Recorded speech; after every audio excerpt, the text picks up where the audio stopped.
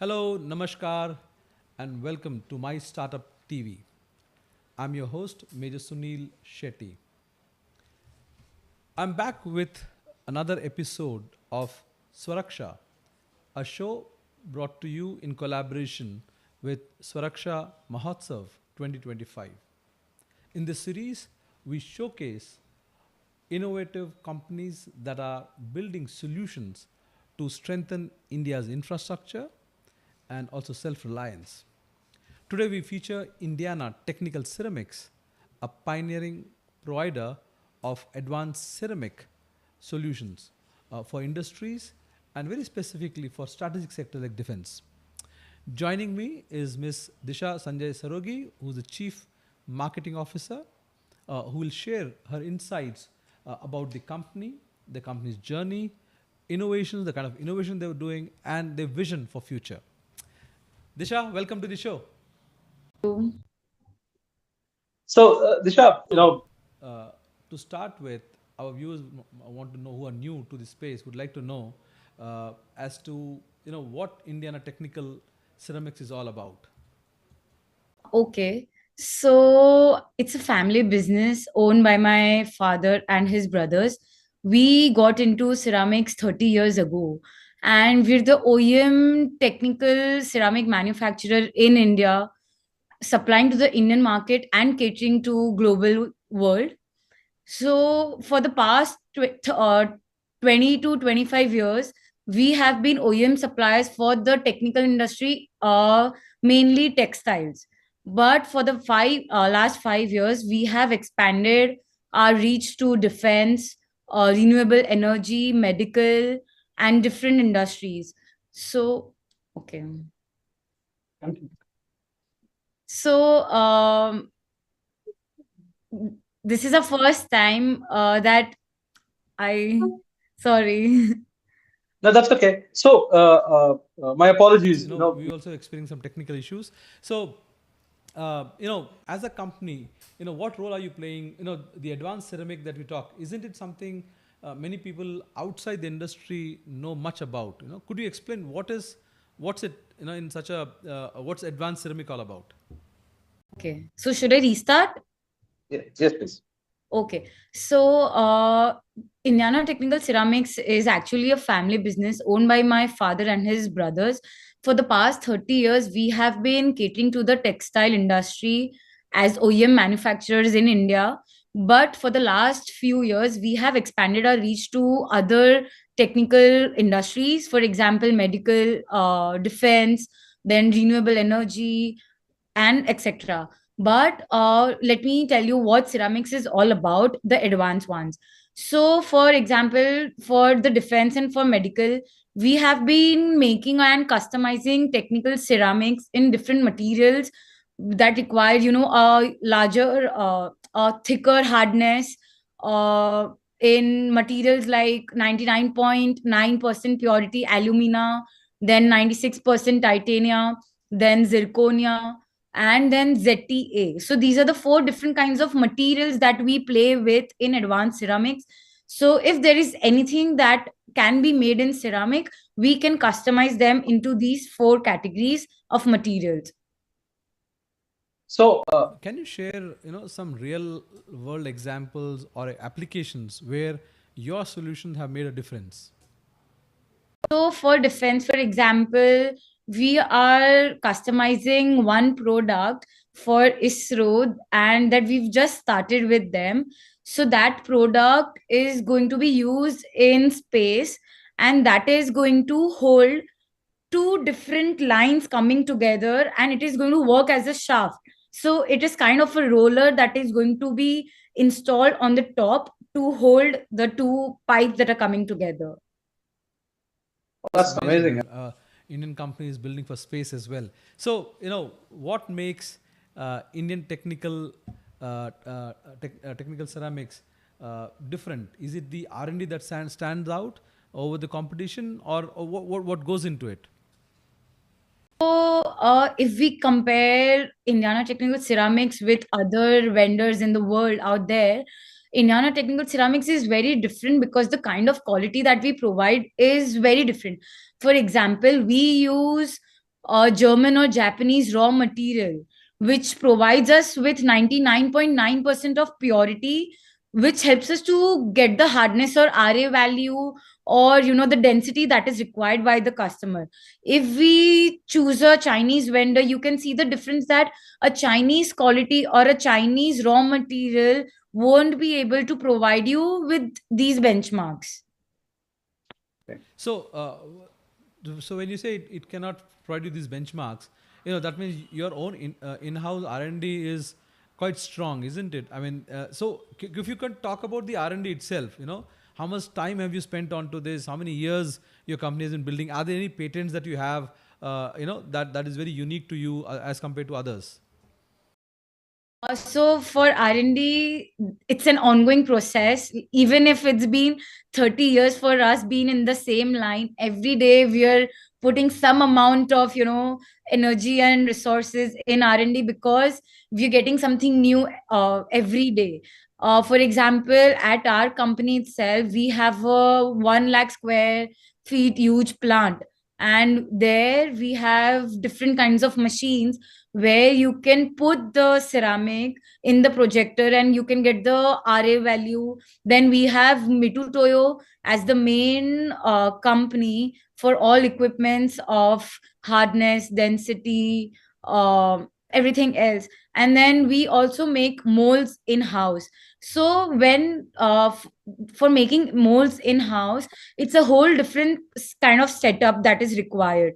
And when we make the molds in house, we have the 100% freedom of doing what we want to, what all changes we can do. Everything is in our hand. So right from the mold to the end product, everything is made under one roof. So that's the main R&D, that like everything is happening under the same roof, all R&D.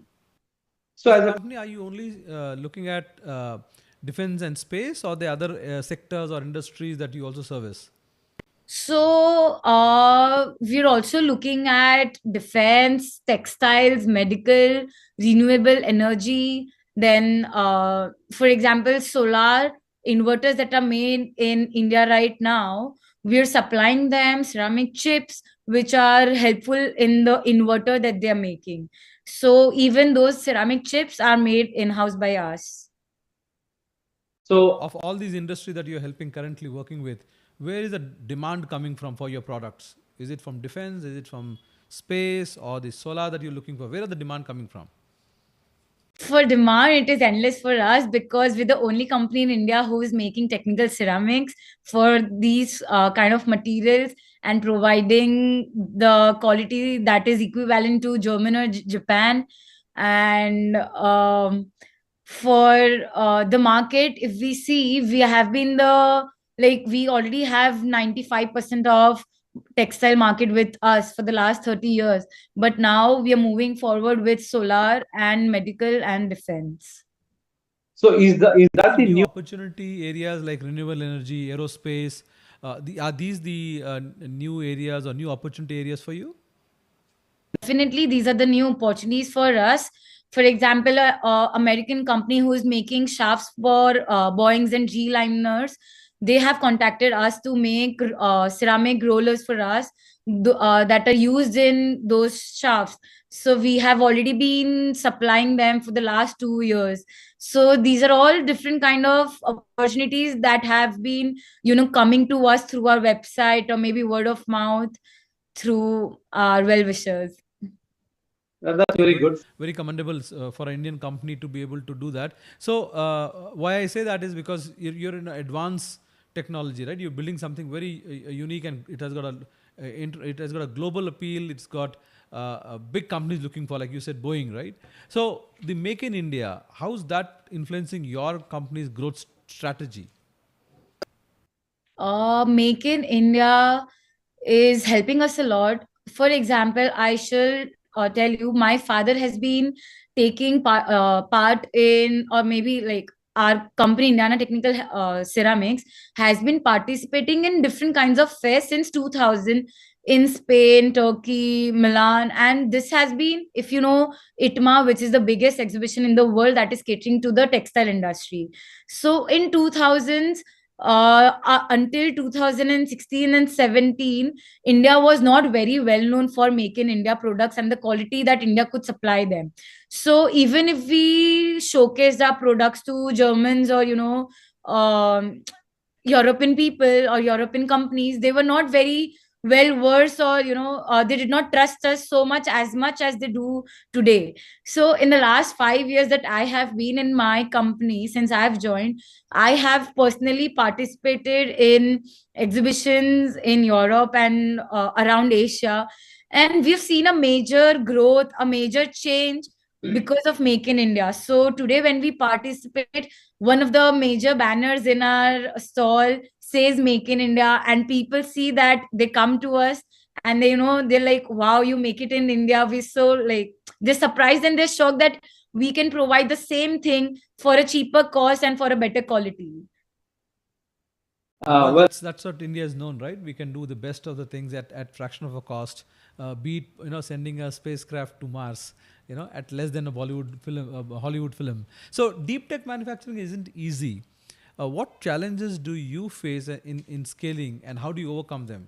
Your operations. So for us, one of the major challenges is labor. For example, the training that goes behind them, behind training the labor. And India is a market, India is a country where there are so many festivals coming up every other day. So when there are festivals coming up, the laborers, they take a leave or something, the entire operation gets affected. So we make sure that we train two kinds of groups, labors, and then like one, if one is not there, the other group is ready to take it over, take it forward. And that's how we're moving forward. Also, we've now gotten automatic machines where the labor input can be put aside, and those automatic machines can do the work for making ceramics, because ceramics is a very intensive process of making. For example, it takes you around 20 to 45 days to make one piece. Yeah, yeah, we had visited one of the bulletproof companies that makes bulletproof jackets, and that's what they were telling us, that the ceramic plates are very, time consuming, and talent is another thing, right? So how do you attract and retain right talent for for you, because you're in a specialized field? You can never find the right kind of people. It is always how you train them, how you build them with the kind of surrounding that you want in your company. So we keep doing sessions on weekends, and kind of group meetings and all, where we talk about our vision and what we want from those kind of people to achieve the best. You yourself are a third generation now, third generation entrepreneur. Though you started off, you're working with as a chief marketing officer. What are you, when you look at your company, what are your vision, like what's your vision, like coming next 5 years, 10 years time? Next 5 years or 10 years, our vision as a company is to expand globally, because we already have the Indian market with us. Our vision is to expand globally, even for textiles, for medical purposes, for defense, and for renewable energy. so as a, A women entrepreneur in a setup which is run by which is a family business, which is there for last 30 plus years. Uh, did you face any specific challenges within your own organization, adapting to the work that's been happening there? If you could share that. Definitely. I studied from the University of Warwick, and I did my master's from there. After coming back to India, I joined my family business. Once I started going to my factory, the biggest challenge was to get work done on a timely basis, and for people to, like, take me seriously as a woman. For them to, face a women in a technical business like this is very different and out of the box. Like, they've never seen women working in a technical business. So with time, with patience, I developed my trust with them, and once they started trusting me, I've made like major changes in the company's organization. We've gone totally online from every kind of department in the organization, and now I'm firmly looking at the export business. So, startup are one of the major things that's happening in India, right? Across, and many big companies are working with startups. Are you as a company, are you working with any of these startups? Do you have any program to onboard startups or work with them, or even do R&D with them? No, not yet. But for the future, we welcome any kind of startup who wants to do any R&D. We're always ready to work with them, support them for India's betterment.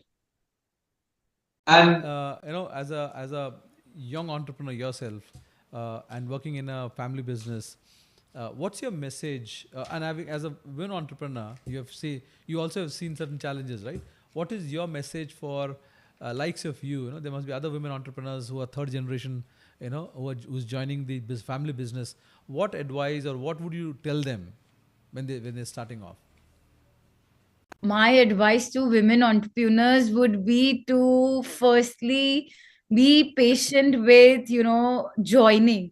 I've seen personally that when I take participate in international exhibitions, and when people meet me, they're like, wow, I wish my daughter was joining my family business. So it would be a humble request from my side, like me as a women entrepreneur, to support other women to take their family business forward. It is not impossible for them to take it forward. It is very easy, and I think what women can do, even men cannot achieve. So we have like stronger power, and I think we can do anything in this world. Women's are made for that. oh yes, definitely. We come From a from country where women are worshipped, and this. I mean, the reason why problem. I mean, one of the philosophy is that the reason why our goddesses have 10 hands is because that just depict that they are multitaskers, right? So, as a young entrepreneur and innovator yourself, what message do you have for people who are working on deep tech or material science, in the startup world, or people who are students in colleges? I think R&D today plays the biggest and major role. So never think that all your resources or some kind of energy is going to waste. I would say that keep working on those tasks every day. You don't know where that might help you and where it might lead you to another new opportunity. So never get demotivated. Every task that you take up should be with 100% of your energy. And and before I before let I you let you go, go, My Startup TV, we are a media house for businesses like yours, for your startups. We cover, we carry their stories, we showcase them and we try to be a bridge between, the companies and the startup ecosystem. What do you think about the kind of work we are doing? It's nice to see companies like you coming up and supporting companies like us, so that we get a larger audience where people can like find us easily on social media, talk about like hear our podcast, and maybe get in touch with us much more easily than finding us on Google or going to a company website and all. perfect. You know What what? Diksha will do is we will be hosting you on an exclusive show to talk about your personal experience as an entrepreneur, as a third generation entrepreneur and a women entrepreneur in a family business. We will do that show with you in coming time. So thank you for being on our show. Viewers, if you want to be part of our uh, SwaRaksha Mahotsav 2025, we are bringing a series called SwaRaksha, which is broadcast at 2 p.m. to 3 p.m. Monday to Saturday. This is leading up to the event, a bigger event coming up in Vishakhapatnam in September, which is SwaRaksha Mahotsav 2025, where companies which are associated with or they're working or innovating for the armed forces, for the defense sector, would be showcasing their products. So if you want to know what's happening, what's coming up, do follow us Monday to Friday at 2 p.m. for the Suraksha show. Thank you very much for being on the show.